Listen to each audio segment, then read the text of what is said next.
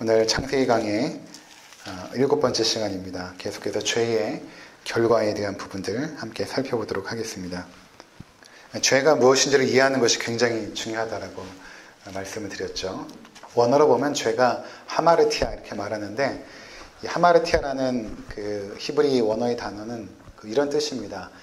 그러니까 화살을 쐈는데 그 화살이 관역을 벗어났다라는 의미가 그 죄 하마르티아라는 그 히브리어인데, 왜 그렇게 그 죄를 그 관역을 벗어났다라는 단어로 했을까 생각을 해보면, 하나님께서 인간을 창조하셨을 때 그 목적이 있습니다. 우리가 하나님의 영광을 위하여 이렇게 살아가야 되죠. 그것이 하나님께서 창조하신 창조의 목적입니다. 관역을 향하여 나가는 그 화살처럼 우리 인간 존재는 하나님의 영광을 계속해서 추구하고 그 하나님의 영광 때문에 늘 기뻐하며 살아가는 삶. 우리 웨스터민스터 소위문답 첫 번째 배운 것처럼 인생의 목적이 무엇입니까? 물어보면 하나님의 영광을 위하여 인간이 살아가고 또 그를 영원토록 즐거워하는 것입니다. 그것이 바로 우리 인생의 목적이었죠.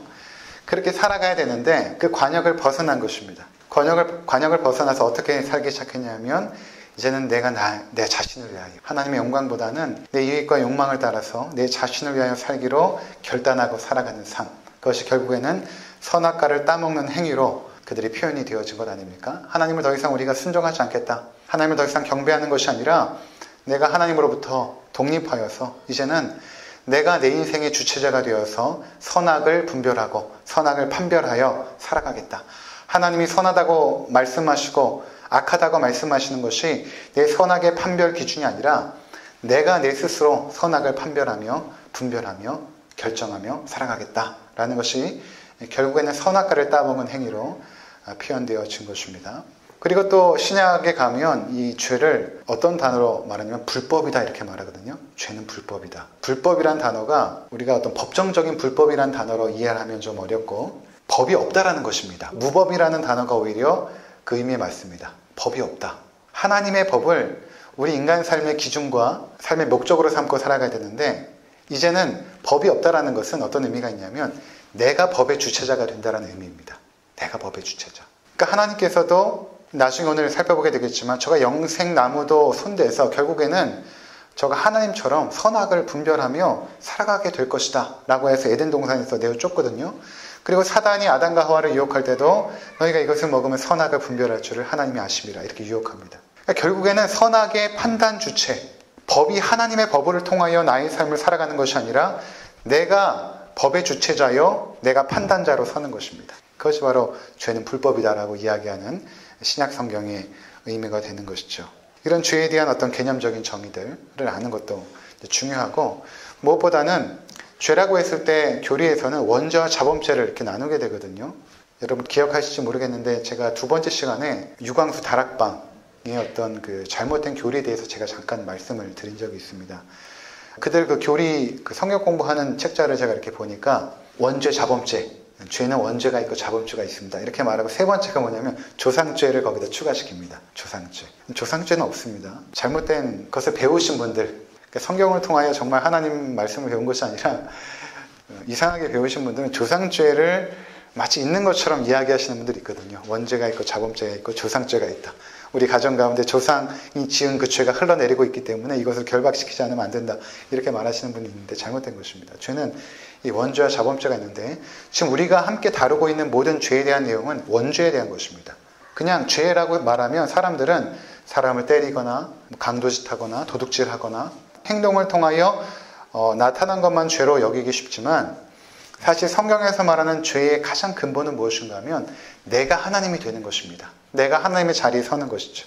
선악의 판단 기준도 내가 하고, 지난 시간에 말씀드린 것처럼 사사기에 보면 그때 왕이 없었으므로 사람이 각자 자기 소견에 옳은 대로 행하였더라 이렇게 사사기가 마지막에 마치지 않습니까? 사사시대 그 끔찍한 모든 범죄의 그 난상들은 결국에는 왜 일어났는가?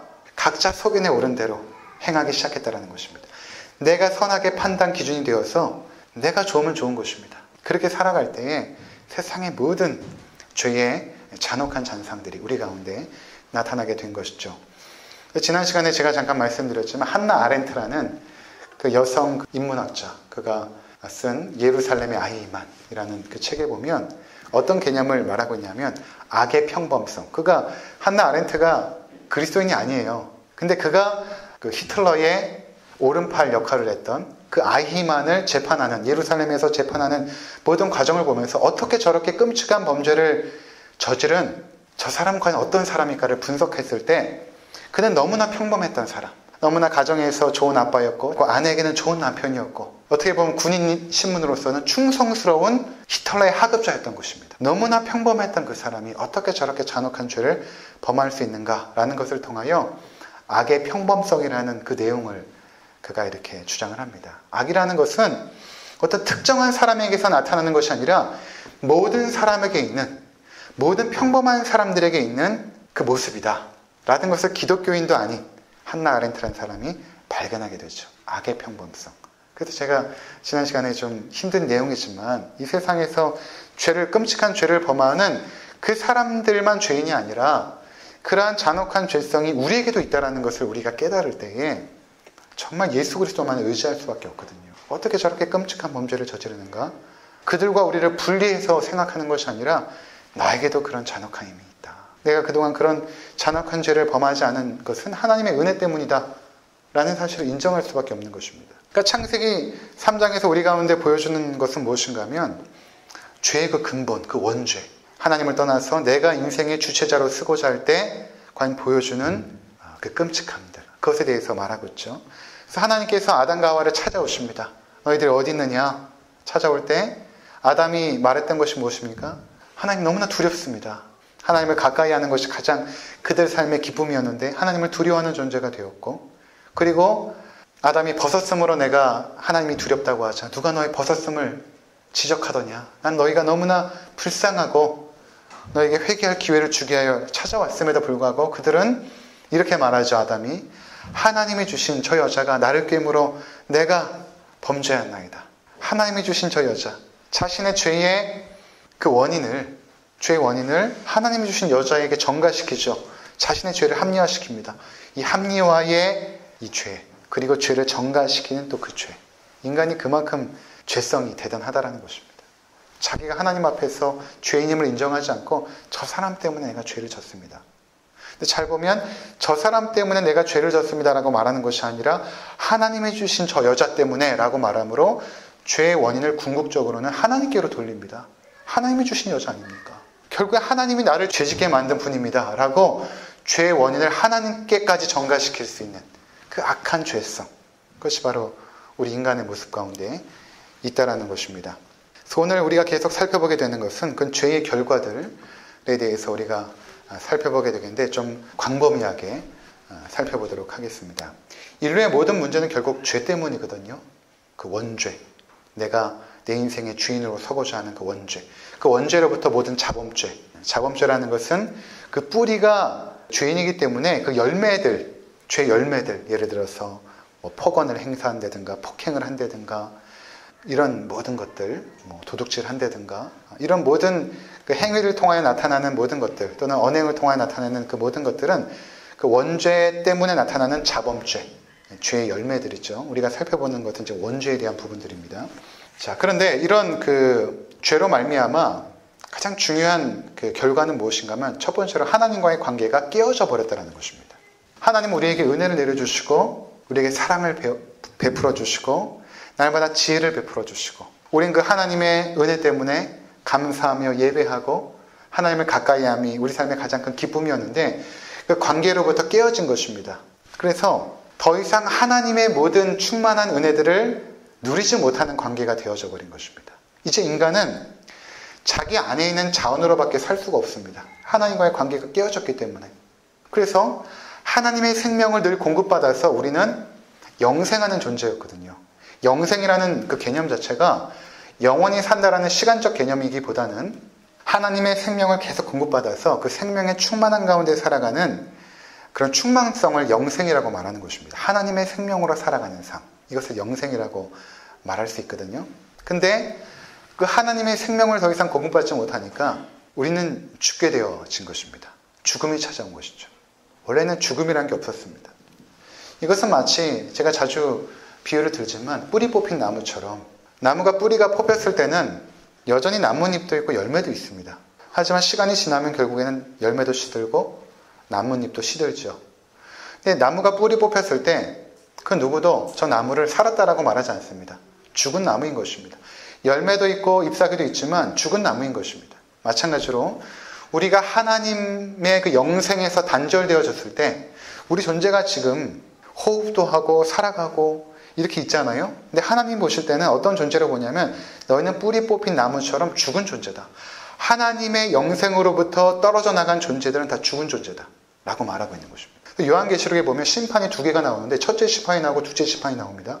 그럼 첫째 심판은 무엇이고 둘째 심판은 무엇인가? 첫째 심판은 지금 이미 우리 인간들이 받고 있는 이 심판이 첫째 심판입니다. 하나님의 생명으로부터 벗어나서 이미 죽은 존재. 하나님 볼 때는 이미 죽은 존재. 그게 첫 번째 심판이거든요. 두 번째 심판은 이미 죽어있는 존재가 이제는 영원히 저 지옥 형벌을 받는 두 번째 심판을 요한계시록에서 언급하거든요. 그러니까 지금 현재 우리 모습이 심판의 상태다라는 것입니다. 하나님의 생명을 더 이상 공급받지 못하여 죽음에 이를 수밖에 없는 상태. 그래서 인간은 태어나면서부터 살아가는 존재가 아니라 죽어가는 존재가 되어지거든요. 죽어갑니다. 죽어가는데 그 죽음의 증상이 무엇인가 하면 바로 질병인 것입니다. 그러니까 우리가 이제 감기 들리면 콧물도 나고 기침도 하고 그러지 않습니까? 콧물 나고 기침 나는 것이 감기에 걸렸다라는 증상이죠. 마찬가지로 인간이 살아가면서 겪게 되는 모든 질병들은 내가 죽음에 걸려 있음을 증거하는 것입니다. 모든 질병들은 결국 죽음에 이르는 병이기 때문에 인간은 죽음에 걸려 있구나. 그 누구도 죽음을 벗어나는 존재가 없이 다 죽음에 걸려서 죽음을 향하여 가고 있구나. 그래서 인간이 이 질병 때문에 얼마만큼 인생이 괴롭습니까? 얼마만큼 인생이 괴롭습니까? 저는 이제 병원에 자주 가게 되는데 뭐 요양병원이든 아니면 뭐 성도님들 중에 누가 입원하면 병원에 자주 갑니다. 일반실에 가는 거는 그래도 괜찮아요. 요양병원도 거동하실 수 있는 분들 요양실에 가면 그래도 괜찮습니다. 그런데 요양병원에도 좀 이렇게 거동도 못하고 힘들어하시는 분들 그냥 누워만 계신 분들도 있지 않습니까? 그리고 심한 경우에는 그냥 중환자실에 계신 분들도 있습니다. 가서 보면 인생이 너무 불쌍하죠. 한때는 정말 찬란했던 시기도 있었겠지만 이제는 저 병실에 누워서 꺼져가는 생명 하나 붙잡고 있는 그 모습을 보면 인생이 너무 불쌍하죠. 그런 것도 있지만 병원에 이렇게 가면 간혹 가다가 휠체어에 타고 있는데 우리 시수나 의성이 같은 애들인 거예요. 그 어린 나이들. 그 어린 아이들이 호수 같은 거 꽂고 그런 거 보면 참 마음이 아파요. 병원에 갔다 오면 늘 하나님 앞에서 그런 마음이 듭니다. 이제 겸허한 마음이 드는 거죠. 우리 인생이 참 별거 아니구나. 참 별거 아니구나. 이렇게 죽음을 향하여 나가는 그 불행한 존재, 불쌍한 존재. 죄의 결과인 것입니다. 그래서 죽음은 여러분 끔찍하고 잔혹한 것입니다. 죽음을 아무리 미화시켜도 죽음은 잔혹하고 끔찍합니다. 죽어가는 모습은 그렇게 아름답지 않죠. 왜냐하면 죽음이 심판이기 때문에 그런 것입니다. 하나님의 심판이 아름다울 수는 없죠. 만약에 죽음이 아름답거나 죽음이 찬란하다면 사람들이 쉽게 죽음을 선택할 것입니다. 저도 어제 오랜만에 대학교 때 선배님한테 전화를 걸어가지고 통화를 하다가 제 1년 후배가 있었어요. 같이 이렇게 신문사에서 활동했던 후배가 있었는데 5월 달에 죽었다는 거예요. 왜 죽었냐고 물어봤더니 자살했다는 거예요. 참 사업도 잘하고 호탕하고 많은 사람에게 좋은 어떤 웃음을 주었던 그 친구가 5월 달에 자살을 죽었다는 이야기를 들으면 참 인생이 허망하구나. 그러니까 죽음이 끔찍하기 때문에 그나마 사람들이 죽음을 덜 선택하는 것입니다. 괴롭고 힘든 세상, 죽음이 아름답다면 얼마나 많은 사람들이 죽음을 선택할 것입니다. 죽음은 괴롭고 끔찍하고 힘든 것이죠. 그 이별의 고통, 사랑하는 사람들과 헤어져야 되는 그 이별의 고통들. 이것이 다 죄의 결과인 것입니다. 두 번째는 하나님의 지혜를 늘 공급받아서 우리 인간에게는 불안이나 두려움이나 절망이나 이런 감정 자체가 없었습니다. 그런데 더 이상 하나님의 지혜를 공급받지 못하니까 어떤 상태가 되었냐 하면 인간은 한 치 앞의 일도 알 수 없어서 늘 두려움 가운데 있습니다. 여러분 세상에 살아가는 모든 사람들은 막연한 두려움도 있고 그냥 늘 두려워합니다. 그들과 대화하다 보면 그들 가운데 두려움이 있습니다. 이것은 하나님의 지혜를 공급받지 못한 인간의 결핍의 상태를 말합니다. 근본적인 두려움이 있습니다. 죽음에 대한 두려움도 있고 그리고 막연한 두려움도 있고 한 치 앞의 일을 알 수 없어 일어나는 그 두려움도 있습니다. 그냥 두려운 거예요. 세상이 이렇게 되면 어떡하지? 만약에 이렇게 되면 어떡하지? 그런 막연한 두려움들. 우리는 삶을 다 하나님 앞에 맡겼기 때문에 그런 두려움들이 덜하지만 세상 사람들은 굉장한 두려움 가운데 있습니다. 건강을 위해서 보험도 들어놓고 보험도 하나가 아니죠. 여러 가지를 들어놓고 뭐 한다고 해도 그 두려움이 사라지는 것은 아닙니다. 세 번째는 인간이 하나님의 사랑을 공급받아서 늘 하나님을 사랑하고 이웃과 화평하며 사랑을 나눴던 존재였거든요. 근데 그 하나님의 사랑을 더 이상 공급받지 못하니까 어떻게 되었냐면 주변의 모든 이웃들이 이제는 경쟁 상대가 된 것입니다. 왜냐하면 하나님의 자원을 공급받아 살았던 인생들이 더 이상 하나님의 자원을 공급받지 못하니까 인간 내부 안에 있는 자원으로밖에 살 수가 없습니다. 근데 여러분, 인간 내부 안에 자원이 한정되어 있죠. 지구라는 그 자원이 한정되어 있어서 지금도 여전히 인간들은 우주에 어떤 자원들이 있지 않을까 계속 탐사하는 건 아니겠습니까? 이 자원들이 결국 고갈될 것이기 때문에 그런 것입니다. 석탄도 그렇고 이제 물도 그렇고 우리가 지금 누리고 있는 모든 자원들은 결국 고갈될 것입니다. 그러니까 이렇게 이 자원의 한정 속에서 인간이 살아가는 방식이 어떻게 됐냐면 사회학자 홉스가 말한 것처럼 만인이 만인에 대항하여 싸우는 전쟁의 상태가 된 것입니다. 토마스 홉스가 그런 이론을 핍니다. 인간 존재는 만인이 만인에 대항하여 싸우는 전쟁의 상태. 대단한 통찰력 아닙니까? 우리 인간들은 때로는 서로 잘 살고 유토피아를 꿈꾸던 적이 있었다라고 말씀을 드리지 않았습니까? 그런데 전혀 그렇지 않습니다. 약육, 강식, 적자, 생존하는 동물적인 삶의 방식이 인간 사회에 도입된 것입니다. 이게 인간의 삶의 방식이에요, 하나의. 경쟁하여서 서로 물고 뜯는 그 정글의 법칙이 우리 인간 삶에 그대로 들어온 것입니다. 그러니까 여러분, 우리 자녀들 어릴 적부터 왜 그렇게 막 영어 시키고 막 공부시키고 내모는 것입니까? 선행으로 내몰고. 이 경쟁에서 밀리면 안 되거든요. 우리가 이제 살아온 인생을 보니까 경쟁에서 밀리면 참 어려운 세상을 사는구나. 그 경쟁에서 밀리지 않도록 아이들이 지금 좀 불행해 보여도 나중에 너희들이 좀 선두에 올라가면 그래도 좀 편안한 삶을 살 수 있으니까 지금부터 막 경쟁해서. 근데 불행한 것은 이미 태어나면서부터 아이들의 출발선상이 다른 것입니다. 공정한 경쟁이 아니죠. 이미 지금도 뭐 계속 우리 사회에서 공정에 대한 문제, 어제 문재인 대통령도 공정에 대한 이야기를 26번을 강조를 했는데 이미 공정하지 않은 것입니다. 태어나면서부터 금수저도 있고 은수저도 있고 흑수저도 있는 거죠.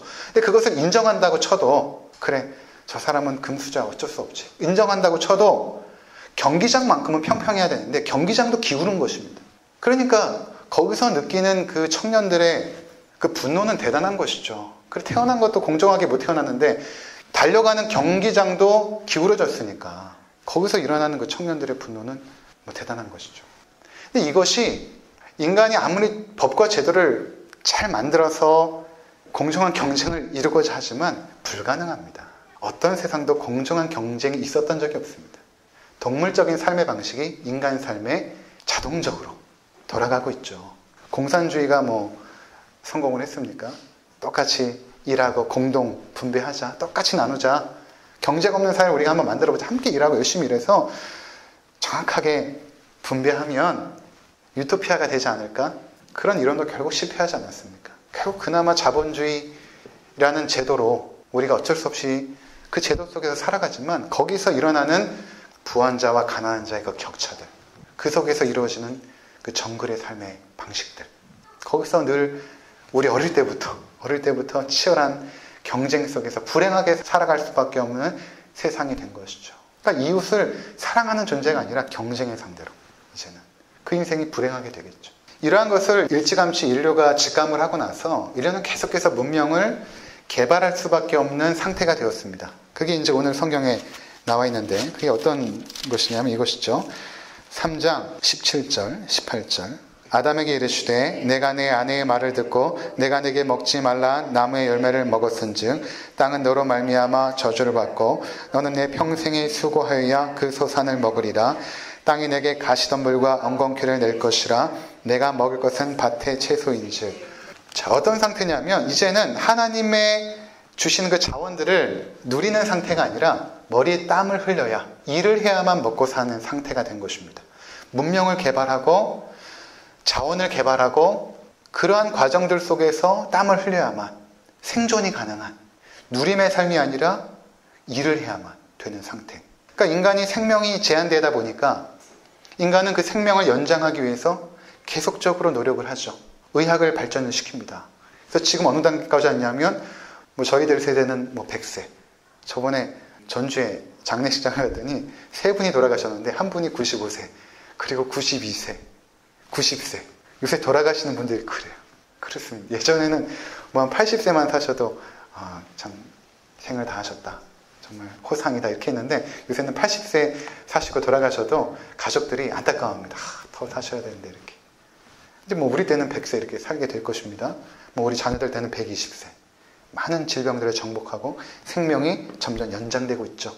또 인간들이 너무나 악하니까 약육강식과 적자 생존의 이 정글의 삶을 살다 보니 너무 악하니까 인간이 결국에는 만든 것이 무엇입니까? 법과 제도 아닙니까? 법과 제도와 교육. 법이라는 것은 결국에는 무엇입니까? 네가 너의 삶을 자유롭게 행동할 수 있겠으나 이 경쟁사회 속에서 이 테두리 안에서만 너희가 경쟁해라. 이것을 넘어서는 안 된다. 그 어떤 공정함에 대한 룰을 만든 건 아닙니까? 100m 경기를 하더라도 여기는 침범해서 안 된다. 다리 걸어서는 안 된다. 이런 법들, 세밀하게 법들을 제정해서 인간의 악함이 더 이상 과격해지지 않도록 그 인간의 과격한 그 죄성을 어느 정도 법을 통해 통제해 놓죠. 법이 없다면 인간이 더 악해지겠죠. 법과 제도들. 그것을 통하여 과도한 경쟁을 억제시키고 그리고 교육을 통하여 어릴 적부터 선한 양심을 가진 존재로서 살아갈 수 있도록. 교육의 목적이 뭐 좋은 대학 가는 것이 목적이 아니라 인격적으로, 교양적으로 선한 양심과 선한 행실을 할 수 있는 사람들로 만들어가는 것이 법과 제도와 교육입니다. 이것을 인간들이 철저하게 개발하고 노력을 하고 있는 것 아니겠습니까? 그리고 자원의 한정 속에서 너무나 치열한 사회가 되다 보니까 계속 과학을 발전시키는 것이죠. 과학을 통하여서 자원들을 개발하고 계속 그럽니다. 지금은 여러분 뭐 예전에는 주차장에 가도 다 사람이 있지만 지금은 다 기계가 하잖아요. 다 컴퓨터가 하고 이런 과학들의 발전을 통하여 인간의 자원들을 계속해서 이제는 석유가 아니라 뭐 전기로도 차를 가게 할 수 있는. 그러면 의학이나 법과 제도나 교육이나 과학이 어떻게 보면 지금 우리가 살았던 그 어떤 시대보다도 최고에 올라와 있는 상태입니다. 그러면 지금 인간이 만든 이 문명사회가 과연 앞으로 소망이 있겠는가? 뭐 한참 몇 년 동안 그 원자력 발전소에 대해서 한국 사회가 논의를 했죠. 결론은 어떻게 내렸냐면 원자력 발전소 외에는 대안이 없다로 결론이 났습니다. 한국 사회는 이미. 독일은 뭐 원전을 만들지 않죠, 더 이상. 근데 거기도 비싼 돈을 주고 전기를 사오지 않습니까? 그런 것들을 다 분석하면서 한국 사회가 내린 결론은 원자력 발전소밖에 대안이 없다. 이것이 가장 안전하다. 라고 동의한 쪽이 있잖아요, 발전소들이. 자, 그것이 인간이 만들어놓은 지금 현재까지의 어떤 노력이라고 한다면 만약에 지진이 나서 일본처럼 원전이 파괴가 돼서 결국에는 그 안에 있는 오염된 것들이 바닷물로 계속 흘러내려가게 된다면 어떻게 되겠습니까? 지금 일본에 지금 그런 상태가 있는데 거기서 나오는 그 생선들을 여러분 드시겠습니까? 시베리아에 가서 물고기를 잡아서 보니까 거기 미세 플라스틱이 있더랍니다. 시베리아에서 잡힌 그 물고기 안에 미세 플라스틱이 있더랍니다. 인간의 과학이 결국 만들어 놓은 상태가 무엇인가? 결국에는 성경이 말하는 것이 너희가 열심히 땀을 흘려서 먹고 살기 위한 노력했지만 땅은 저주를 받아서 너희에게 가시덤불과 엉겅퀴를 낼 것이다. 악순환의 고리는 끊을 수 없을 것이다. 땅이 너희에게 좋은 것들을 주는 것이 아니라 너희가 노력한 그 결과가 이제는 더 큰 악과 더 큰 고난으로 너희를 내몰 것이다.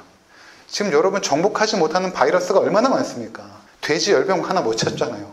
의학과 교육과 과학이 발전했지만 이 모든 발전들이 오히려 인간 사회를 더 편리한 사회로 만들었을지 모르지만 더 끔찍한 사회로 내몰고 있는 것입니다.